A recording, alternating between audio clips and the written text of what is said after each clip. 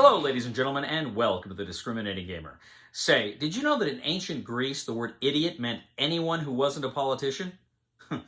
It's exactly the opposite today.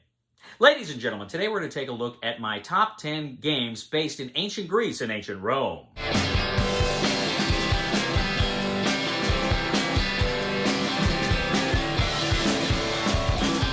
All right, ladies and gentlemen, so let's go ahead and take a look at my top 10 games based in ancient Greece and ancient Rome.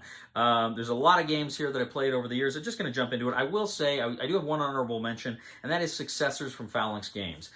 This is a card-driven game. You are the successors to the empire of Alexander the Great, and you are attempting to kind of be the dominating faction there. Really enjoyed this game, but as you'll see, I have other games that are similar that are on this list, so let's go ahead and jump into it. Number 10. 414 BC, Siege of Athens.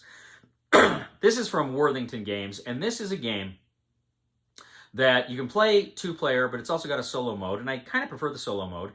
It's pretty cool because you can go ahead, you can select an action that you want to take, kind of where you want to defend or attack or whatever, and then you draw a card, and then you look at kind of the matrix of how the card and your decision work, and it kind of says what the what the outcome is there. But then you can take actions and do some fun things, and it's really, the artwork's great. It's very evocative of the Peloponnesian War, which is a war that has always fascinated me, and I really enjoyed this one quite a bit. There's some other games in the series I liked more. In fact, I did give this one away to a friend of mine because I liked some of the other games in the series a bit more, but really fun. This is 414 BC, Siege of Athens, and that is from Worthington Games.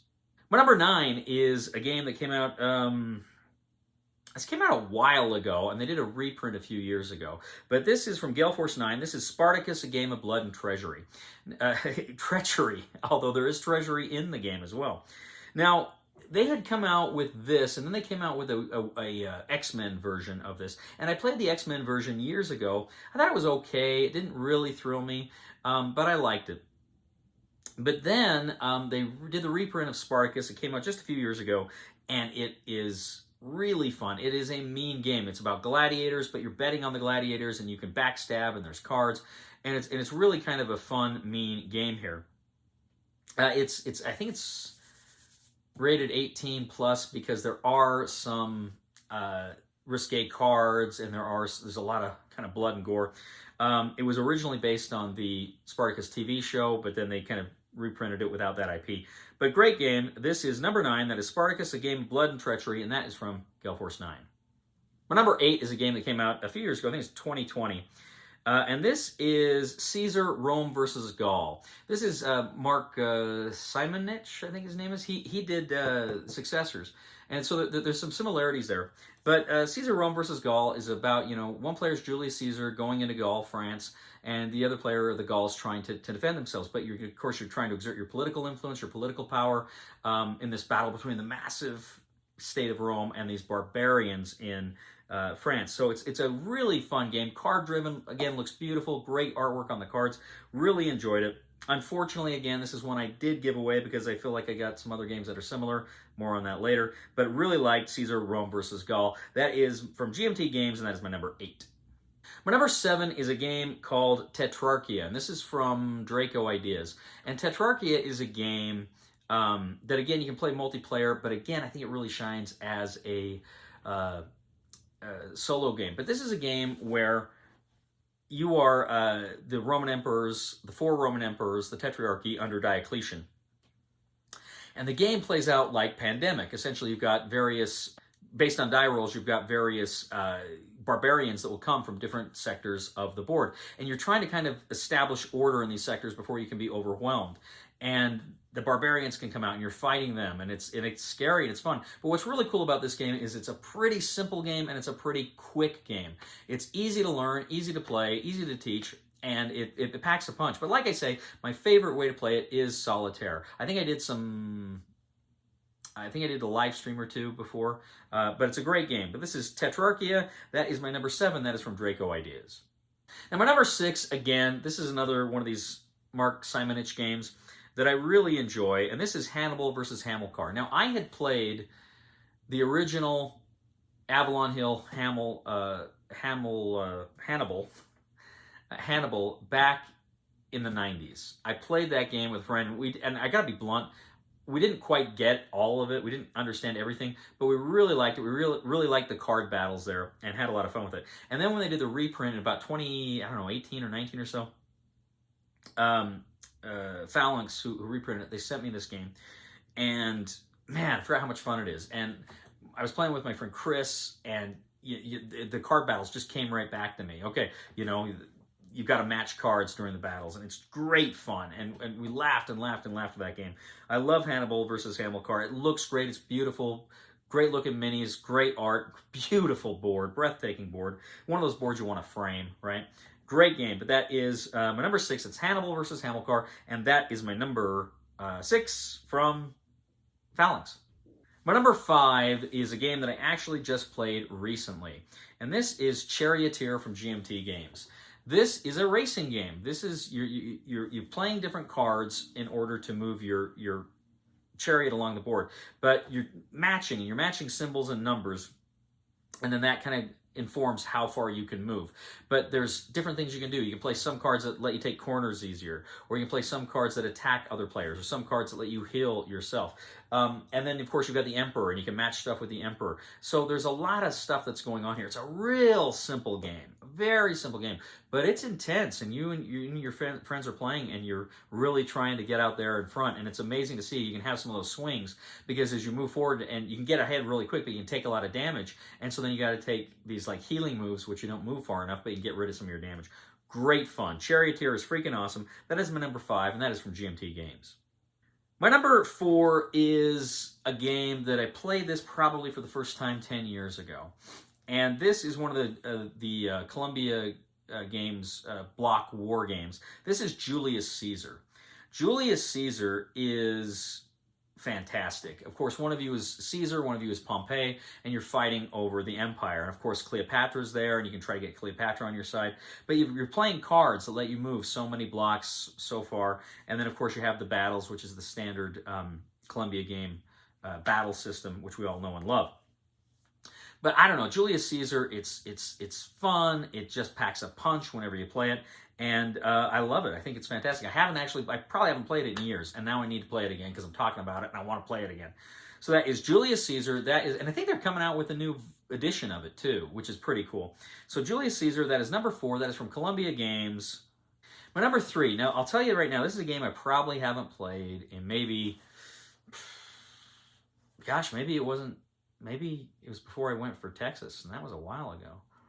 Oh, I've got to play it since then. Anyway, I can't remember. It's been a long time since I played it. But every time I think about this game, I get excited. This is Time of Crisis by GMT Games. Time of Crisis is it's an epic game of kind of maintaining the empire. And you've got your different governors trying to improve your areas. But again, you got barbarians coming in you need to deal with. And critically, this has a deck building mechanic. And so you can invest in your military or in infrastructure or politics. You can go ahead and you can get these cards and you play these cards on your turn, and it's just fantastic. I haven't played with any of the expansions. I think there's 1, maybe 2 expansions. I haven't played with the expansions. I've just played the core game, but what a great game. I really, really like Time of Crisis. I think it's phenomenal. This is my number 3, and that is from GMT Games. My number 2 is also a game from GMT Games. This is Commands and Colors Ancients. Now, if you're familiar, of course, with the Commands and Colors series, I love them. But you've got armies laid out, and you've got, of course, your center and your right and left flanks, and you're playing cards to activate units on those flanks or in the center. And it's a very cool system. We've seen it in many, many games. But here you've got some great ancient battles and units. And again, I regret to say this is a game I gave away because I have so many of the others Commands and Colors games, and Napoleonics is still my favorite, which I love so much. And I just didn't have room for all of them.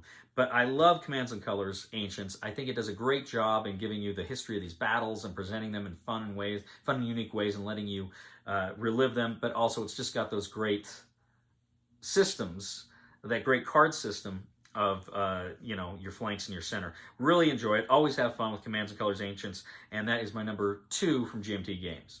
Now, I've been talking about some pretty epic games in this list. I've had some pretty heavy games, some pretty big war games. and these are things I like quite a bit. So it kind of shocked me when I actually put this together, this list together, to find out that my number one game from ancient Greece and ancient Rome is actually a very light family game. Who would have known? This is Downfall of Pompeii. This was published by Mayfair Games, but Downfall of Pompeii is just incredibly fun. Essentially, it plays in two halves. In the first half of the game, you're populating the board with your characters, with your people. So you're putting a lot of these people onto the board throughout the game. But then, at some point in the game, about halfway through the game, an event triggers and a card is drawn, and suddenly Pompeii is exploding. You got a little volcano on the board. And now you have to get all of your people out of Pompeii. So on your turn, you're essentially moving them. And how many people where they start determines how far they can move. And you're trying to get them outside of the city, out of the city gates. But then your opponents are drawing tiles, and they're trying to squash with these tiles, or trying to burn, I guess, your guys there. But then you're doing the same thing to them. And so you're trying to get your guys out, and then whoever gets the most of their people out wins the game. This is an incredibly easy game to play, incredibly easy game to learn to teach, and it is a lot of fun. It's a quick game too, half hour, 45 minutes tops, but it's just so much fun. I just get giddy whenever I play this game. And again, I haven't played it in a long time, but I need to. Downfall of Pompeii is freaking awesome. And if you can get your hands on a copy, I think it's out of print right now. I would highly recommend it, especially if you've got kids or young people, or you're looking to introduce, some people through a gateway game. Downfall of Pompeii is fantastic. So that is my number one, Downfall of Pompeii, and that is from Mayfair. Well, ladies and gentlemen, thank you once again for joining us today on The Discriminating Gamer. Please, I always want to know, what do you think? What are some of your favorite games in this particular list? In this case, in ancient Greece and ancient Rome. What are your favorite games? Leave a comment for us here on YouTube, Board Game Geek, Facebook. Please like us on Facebook, follow us on Twitter, and subscribe to us on YouTube. I'd ask you to please check out my other YouTube channel, Cody Carlson PhD, where we talk about military history, books on history. I'm currently uploading my World War II lectures to that channel. So please, if you have interest in that, it would mean a lot to me if you would subscribe to that channel as well. And please, I'll probably post this on the Board Game Geek forums. Leave a thumb there, leave a comment there. That helps us out a lot as well. Ladies and gentlemen, how do you write out the numbers 1, 1,000, 51, 6, and 500 in Roman numerals? I am livid. Please somebody help me on my feet again, and I don't know where I'm going, and I don't know where I've been. Please somebody help me on the solid ground. It's a long time, and I'll be dying. Once a year I wind up in the band. God knows that I love to fight, but I don't ever win. It's a fine line to damnation, but God let me in.